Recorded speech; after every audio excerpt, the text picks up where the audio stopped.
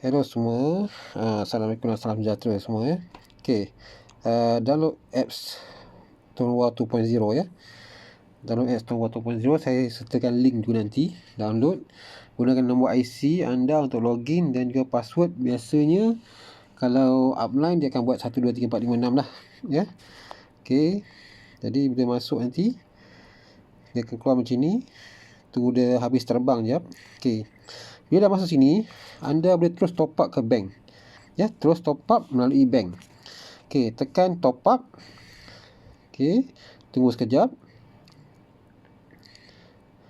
Pilih amount. Kalau kita ambil plan 35, wow 35, ambil wow 35 ya. Kalau kita ambil plan 50, kita ambil plan 50. Okey, katakan kita ambil plan wow 35, tempat 35 dan kita cek nombor telefon kita betul ke, dan seterusnya kita pergi proceed to payment. Proceed to payment.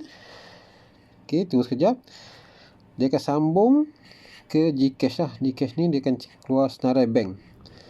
Okay, kita pakai bank apa? Ya, Ambank ke, Bank Islam ke, Maybank ke, CIMB ke? Katakan kita boleh Maybank. Okay, kita account Maybank, tekan pay.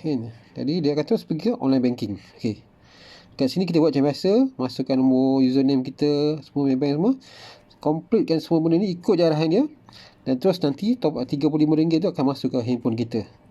Dan begitu cara dia untuk top up sekarang ni. Jadi download apps Tonwa 2.0. Okey ya. Assalamualaikum warahmatullahi wabarakatuh dan salam sejahtera.